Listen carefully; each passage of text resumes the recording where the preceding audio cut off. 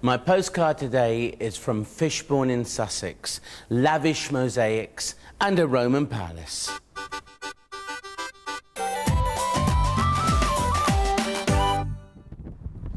David, Fishbourne, it's near Chichester, it's in Sussex. Why did the Romans choose here? Probably because they had friends here. At the time of the Claudian invasion, this was pro-Roman territory. And indeed, the king of the tribe in this area, a chap with the name of Verica, had actually gone to Rome to seek help from the emperor because of the troublesome tribes to the north. So this would be a good place to come. How did they discover it?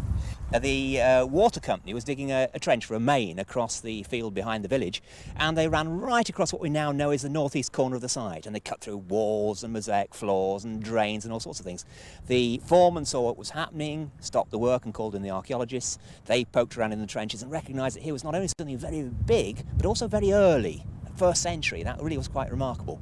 And so that resulted in 9 seasons of excavations on the site under Professor Barry Cunliffe. Well, let's go and look at your mosaic floors. Right.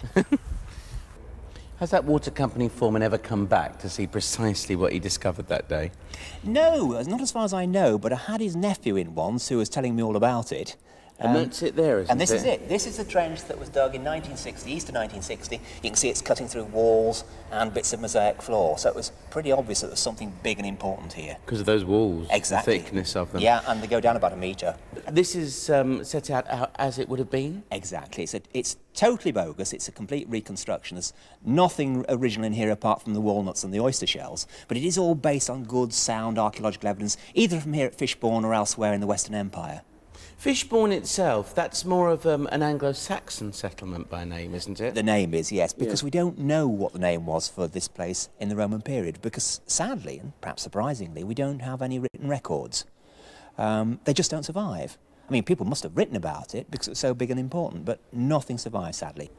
Now, as a kid, I used to be taken to Verulamium a lot because I came from Middlesex and you go up to Hertfordshire to St Albans. Right. And I recognise this as like Roman central heating. It is, that's exactly what it is, yes, yes, I do yes. remember. That's very good, I'm impressed.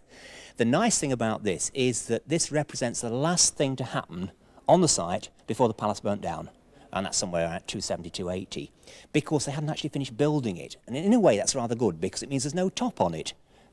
We can see mosaic floors anywhere, but here we can actually see an operating hypocaust. Well, it would have been if they'd finished it anyway.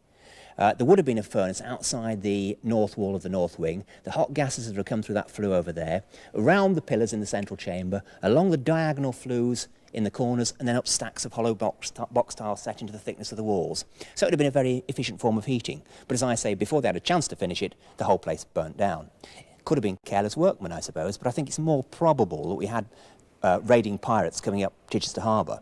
They saw this place totally undefended and they actually sacked it because nobody appears to have made any effort to live here afterwards. They just robbed away the stonework, and a lot of that, I'm almost sure, would go into the building of the walls around Roman Chichester. Well, let's go and look at your dining room. Is it anything to do with that glorious sunken one here? That's the one. Now, that's funny, isn't it? I mean, this is so eye-catching. This will certainly catch your eye out there, because when I walked into here, my first visit here to Fishbourne, and I looked at this, and it's almost totally, utterly, but it is intact, isn't it? That's the staggering thing about it. I mean, when you look, it's one of the highest mosaics, at a higher level than almost any other mosaic here at Fishbourne, and yet it survived almost completely. We are standing more or less slightly higher than the original ground level when the excavation started, so you can see it's not very far down at all. No. And that dolphin, Yep. that would obviously have been some kind of Roman myth. Yeah, there are lots of myths about boys riding on the backs of dolphins. In this case, it's Cupid, but we also have other marine references like the sea panthers, mythological beasts, and the seahorses, and the scallop shells. So a very marine-orientated mosaic. In Britain today, how does this figure in the League of Roman Ruins? Round about top. You knew I was going to say that, didn't you? The Manchester United of Roman ruins.